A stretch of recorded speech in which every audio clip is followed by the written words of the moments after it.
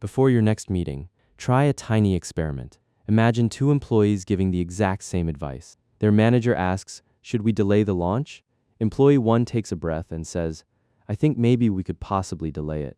Employee 2 looks at the same information and says, "My recommendation is to delay the launch until Friday." Same idea, same meeting.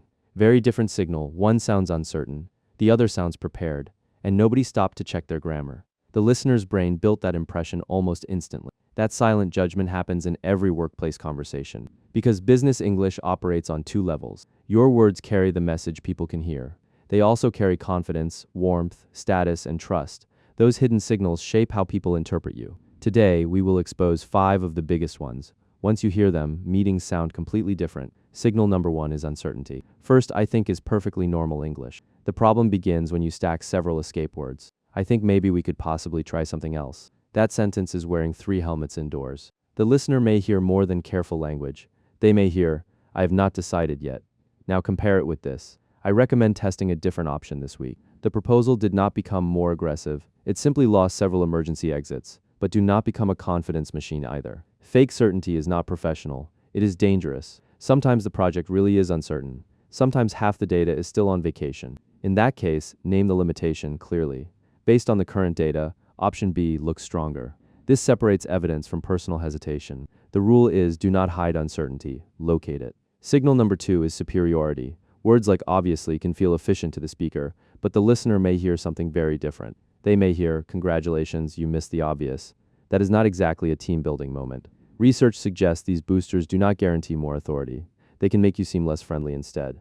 For example, "Obviously this is our best option." Even when you are correct, the wording closes discussion. A better version is, "Based on the results, this is our strongest option." You still sound confident and evidence-led. But you do not punish people for disagreeing. You can even leave a small door open.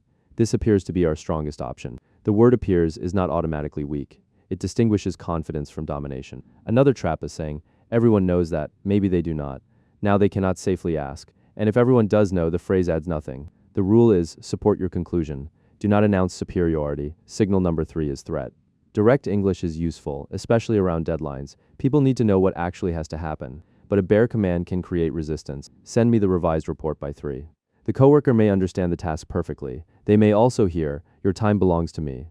Now make one small change. "Could you send the revised report by 3? The coworker need understand the task perfectly. They may also hear, "Your time belongs to me." Now make one small change. "Could you send the revised report by 3? The clerk needs it before today's review. The task and deadline have not changed. But the psychology of the request has changed. The reason makes the deadline feel less arbitrary. You're not begging or adding 10 apologies. A strong request usually needs 3 things: a clear action, a clear deadline, and when useful, a clear reason. You do not need a paragraph of royal ceremony. The rule is, be direct about work, respectful about people. Signal number 4 is intelligence. Many learners assume professional English needs bigger words. It is like putting a necktie on every sentence. So a simple plan becomes, we should facilitate the implementation of the revised procedure. It sounds like a committee designed a chair. Here is the human version. We should start using the new process. Research on processing fluency found something surprising. Unnecessary complexity can reduce perceived intelligence. Your listener's brain prefers ideas it can process smoothly. When the sentence is clear, the idea feels clearer. That does not mean making every thought childish. It means choosing precision instead of decoration. Compare utilize with use. Compare commence with start. Compare at this point in time with now. Imagine paying rent for every extra word.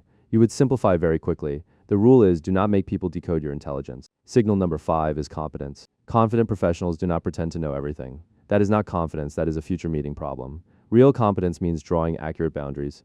Consider, "I'm not sure this plan will work." That sentence may be honest, but listeners can attach the uncertainty to you. Now try. The outcome is uncertain because we lack the final data. The uncertainty moves from the person to the situation, then add a next step.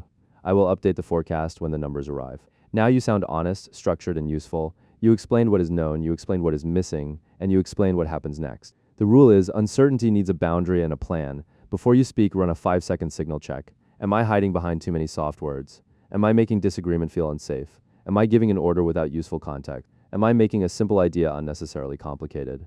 And have I explained what happens next? Business English is not just vocabulary with a briefcase. It is the psychology behind how words are received. Every sentence communicates an idea and a relationship. So do not only ask, "Is my English correct?" Ask, "What does this sentence make the listener feel?"